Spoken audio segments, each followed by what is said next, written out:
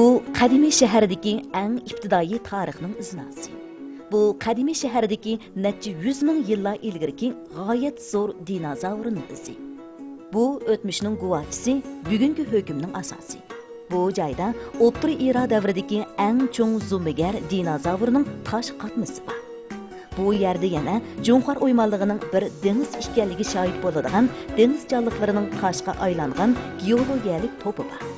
Bu yerda yana necha million yillar ilgirki ibtidoiy daraxtlarning toshga aylangan iznasi bor.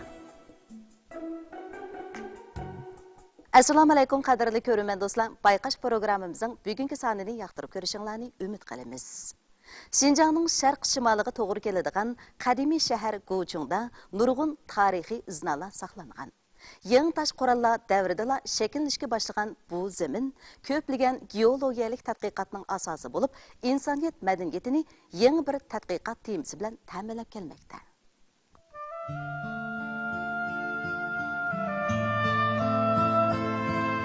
Gochung noyisining tarixi intayin uzun bo'lib, yangi tosh qurollar davridala ibtidoiy kentlar shakllanishga boshlagan. Gochung qadimiy Yipak yo'lining shimoliy liniyasidagi muhim savdo tuguni, qatnash ballig'i ham harbiy ishlardagi muhim strategik o'rin bo'lgan.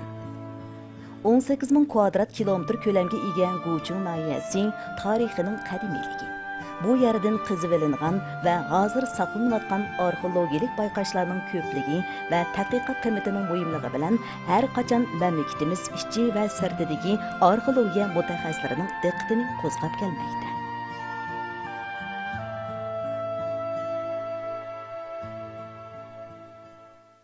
Hörmətli televizor ko'ruvchilar, men turib atgan bu joy Gochung noyisidagi silsilah daraxt dinozavr tosh qatmisi davlatlik geologiyalik bog'chisi. Dunyo bo'yicha eng cho'ng silsilashgan daraxt va Osiyo bo'yicha eng cho'ng dinozavr tosh qatmisi Gochung noyisining shimolidagi 150 kilometr jiroqlikdagi general cho'liga joylashgan bo'lib, bu yerning umumiy ko'lami 492 kvadrat kilometr. Bu yerning geologiyalik xarobaligi 50 kilometrdan ortiq. Bu yerdagi sirliq tosh qatmlar bizni ayni davrdagi tarixga boshlab bora olamdi yo'q. Bu yerdagi g'oyat zo'r dinozavrlar tosh qatmasi haqidagi bayonlarimiz sizni qanday yangi mazmunlarga ega qila oladi? Qiziqsangiz, diqqatingiz ekranimizda bo'lsin.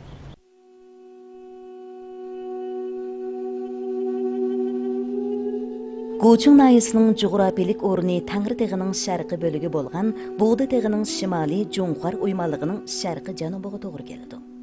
Bu nahiyada tog'liq edirliqlar nahiya umumiy ko'lamining 31,4%ni, tuzlanlik 15,5%ni, qumluq va cho'lliklar bo'lsa 53,56%ni egillagan bo'lg'achqa, nahiya yer maydonining yarmidan ko'pragini egillagan.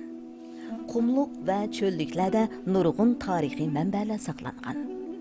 Qurban Tungut qumlug'iga tava bu keng zaminning klimati qurg'oq rayon klimatiga tava bo'lib, yillik eng yuqori va eng tuvan temperaturasi 0 dan yuqori 43 selsiya gradusdan 0 dan tuvan 42 selsiya gradusgacha bo'lib, bu qaqasliq jilg'ini yerlik kishilar general jilg'isi deb atagan. Halim biz hozir mush ko'rib turgan tekishlikdagi shu taqlidiy xaritadimi hamma joy asosan cho'llik ekan, shundaqmi? Buning hamda general cho'lligi deb nom qo'yilgan. Nima uchun ham general cho'lligi deb atalib qolgan? General cho'lligi Jo'nxar o'ymonligining sharq qismiga to'g'ri keldi. Ham Gochung noyisi chegarasida egillagan ko'lami 1936 kilometr. Ham ilgari shu general cho'lligining o'tir qismiga bir general butxon silingan ekan. Endi bu cho'llikmi shu butxonning nomi bilan general cho'lligi deb atalib qolgan.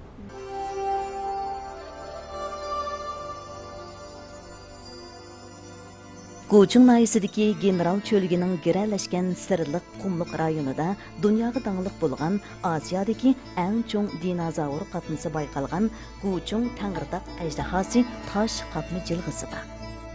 General cho'lligidagi ko'z yetkusiz qumluq va edirliqlar bugungi tadqiqotning tirik shohidi sifatida ayni vaqtdagi tarixni bayon qilib, kishini poyonsiz qumluqdagi to'xtamay cho'gilayotgan sirliq quyunning ichiga tashlasa, cheksiz qumliqqa xos holdirang ko'tarilayotgan cho'g'dak quyosh va kashki shafaq kishini texmo ong tong qoldirdi. Bu zaminda shakllangan o'zgacha tosh qatm to'pi va ibtidoiylik ega g'arb yurt manzarasi kishilarni ixtiyorsiz o'ziga jalb qiladi. Bu zaminda qadimdan tortib ta hozirgacha 4 cho'ng geologik xaroblik shakllangan. Ya'ni buning birinchisi buningdan 320 million yil ilgariki Toshtemir davrining oxirgi mazgildagi chunqur dengiz osti jonliqlar to'pi. Yana birisi buningdan 150 million yil ilgariki Yo'ra davrining oxirgi mazgilda yashagan umurtqali hayvon dinozavr tosh qatm to'pi.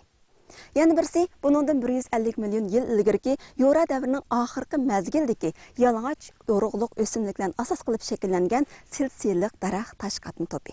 Uningdan boshqa mana bu qaqasliqda shakllangan o'zgacha alohida bir xil yer shakli manzarasi yardanglik yer shaklidan iborat. Onundan başqa yana bu zaminda talay yıllarning o'tishi bilan tabiiy shakllangan alayda sirliq joylarimiz bugungi kunda kishilarning alayda diqqatini qo'zg'ab kelmoqda.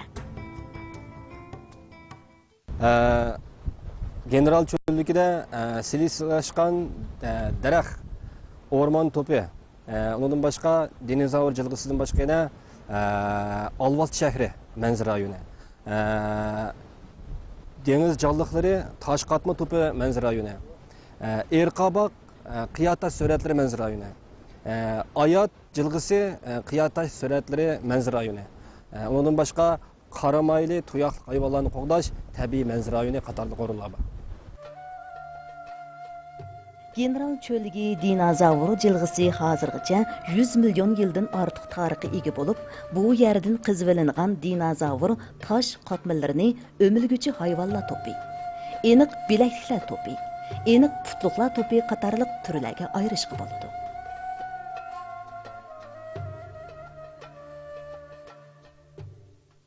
Ma'lum shu Go'chon noyasida topilgan dinozavr tosh qatmasi qachon, qanday payqalgan?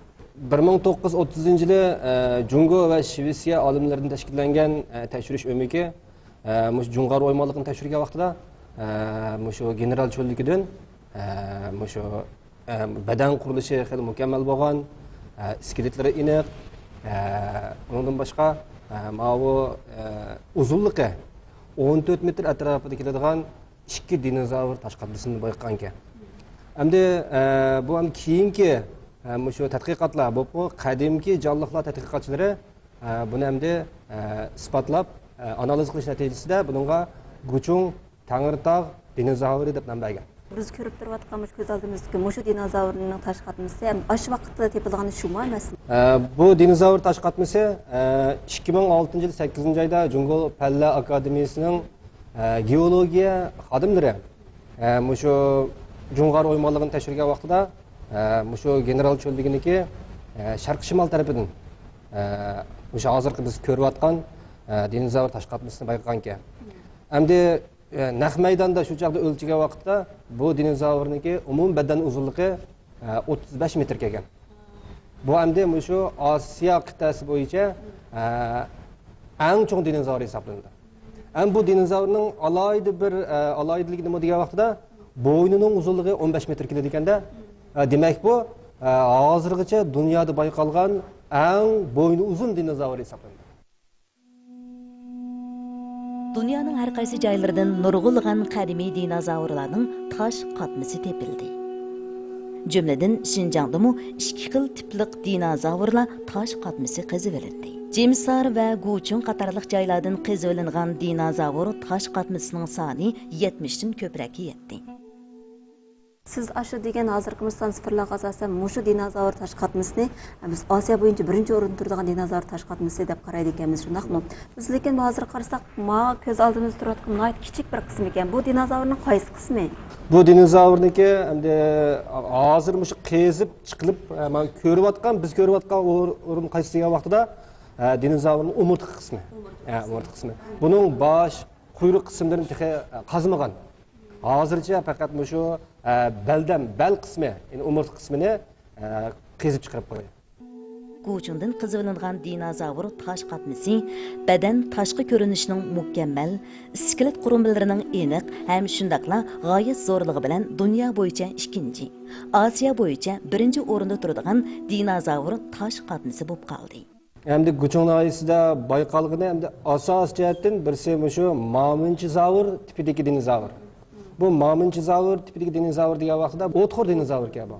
Endi buni ham tadqiqotchilar o'ttiri tipdagi dinozavr oilasi kirdi deb qaraydi ekan. Guchong noyasiniki shu general cho'llik rayonida joylashgan bayqalgan dinozavrniki alohida jihatda hamda nima degan vaqtida ularniki hamda shu dinozavr jilg'isida to'plashib yashagan bir holat shakllangan. Nima ishqa yoqda bir jilg'ining ichidan masalan 30 ga yaqin dinozavrniki shu iskelet qurilmasi borligi aniqlandi.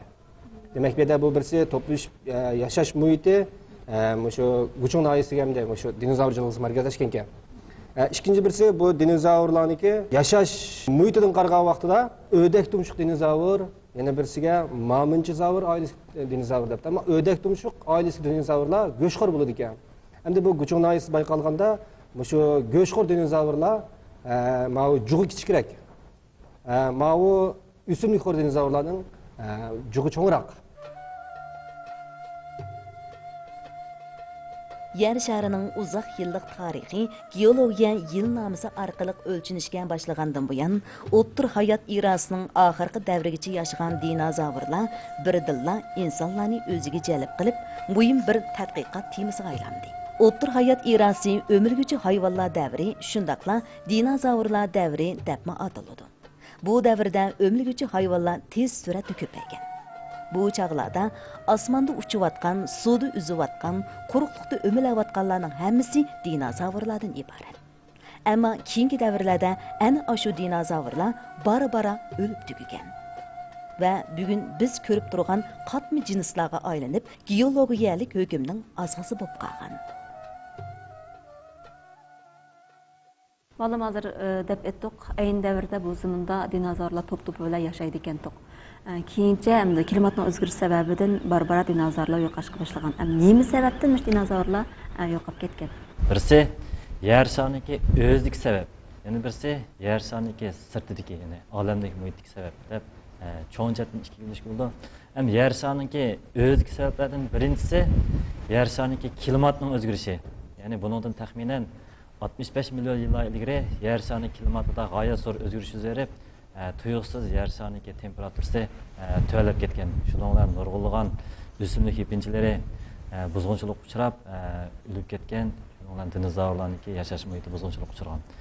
Yana yer sonidagi sabablarning ikkinchisi yer tavrash, yanartaq qatorli hodisalarning tufaylidan yer yuzi yerilgan, shundaqla o'simlik yepinchilari buzg'unchilik uchragan. Dinozavrlarning yo'qolib ketishiga ikkinchi sabab yer sonining sirtidagi sabablar. Ya'ni yer sonining sirtidagi olam bo'shlig'idagi kometa deymiz. Undan boshqa oqar yulduzlar qatorli jismlar o'sha yer sariga so'qilgan deb qaraldi ekan. Taxminan 65 million yillar ilgari g'oyat zo'r bir meteorit tosh yer shariga so'qildi ekan. Shuning bilan bu yer sharida g'oyat zo'r to'pichon issiqliklarni qoplandi ekan. Yer sharining klimati tuyuqsiz tuvallaydi ekan, klimat temperatura tuyuqsiz tuvallab, o'simliklar butunlay vayron bo'ldi ekan. Shuning bilan dinozavrlarning yashash muhiti buzg'unchilik uchrab o'lib ketdi. Asosiy shu bir necha xil ko'z qarash bor ekan. Mayli qandaqli bo'lmasin, dinozavrlar Yura davrining oxirgi 300 ming yilga qadar yer sharida mavjud bo'lgan.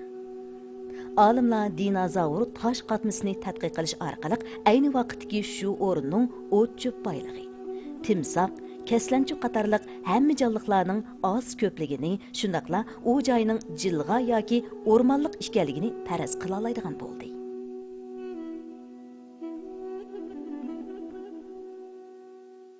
Biz hozir shu dinozavrninki shakliga, ustixonninki ig'irligi, buni bo'y basti degan tekshirish natijalariga qarab, ayni davrdagi havo sharoiti va klimatni faraz qilishga bo'ladimi? Dinozavrlar yashagan davr qadim hayot erasi bo'lib, ya'ni taxminan buningdan 300 million yillar ilgari bo'lib, u davrda o'sha o'milgich hayvonlar taraqqigan. Ham bularning ichida o'sha dinozavr shu hayvonlarning ichidagi teni hamida yo'g'on bir tur bo'lib, uniki yeydigan oziqligi bir qadar ko'p. Shuningdek, u yetarli oziqlikka erishish uchun cho'qim ko'p miqdordagi dal-daraq, o't-cho'p qatorliqlar yeyish kerak. Hamda bu dal-daraq, o't-cho'p qatorliqlar muvofiq temperatura, yog'in, namlik qatorliq sharoitlarda o'salaydi. Shuningdek, buning asosan biz ayni vaqtda shu dinozavrlar yashagan muhitniki illiq bo'lgan, shundaqla nam xushgan bir xil muhit ekanligiga hukm qila olamiz. Dinozavrlar shu ayni vaqtda sozliq, ko'llarning atroflari qatorliq bir qadar nam, illiq bo'lgan shu yo'l-yig'in bir qadar ko'p bo'lgan o't cho'plar bir qadar buyuk paraqsan, dal-daraxtlar buyuk paraqsan o'sgan joylarda yashashga moslashgan. Chunki shundaq joylardan o'zi kerakli oziqlik yemaklarni topa oladi. Guchung Tangirtaq ajdahosi dinozavr tosh qatmisining bayqalishi, bekitilishi, ilmiy nom berilishi, qezib ilingan avrishkilarning isbotlanishi, Şinjanning ibtidoiy jonliqlar tarixini tadqiq qilishda intayin muhim ilmiy ahamiyatga ega. Dinozavr tosh qatmisini tadqiq qilish bo'pmi qadimgi jonliqlarni tadqiq qilishda uning ahamiyati intayin cho'ng. Bo'libmi Jo'ng'or o'ymonligining shu qadimgi jo'grafiyasi, iqlimi, undan keyin shu muhiti, undan boshqa shu Jo'ng'or o'ymonligiga keng tarqalgan qadimgi jonliqlarniki joylash ahvolini shu bilishda, aniqlashda buniki shu real ahamiyati cho'ng deb qarayman. O'simlik va jonliqlar qatmisi yer shari harakatining cheksiz tarixini bilishda kam bo'lsa bo'lmaganidek, dinozavrlar qatmisimi ayni vaqtdagi sirlarni yechib berishda muhim tadqiqot qimatiga ega. Guchung noyasida yana kishilarni hayron qoldiradigan qanday sirlar bor? Toshga aylangan daraxtlar haqidagi ajoyib sirlarni bilgingiz bormi? Undaqda diqqatingiz ajoyib sirlarga to'yingan bayqash programmamizning keyingi sonida bo'lsin.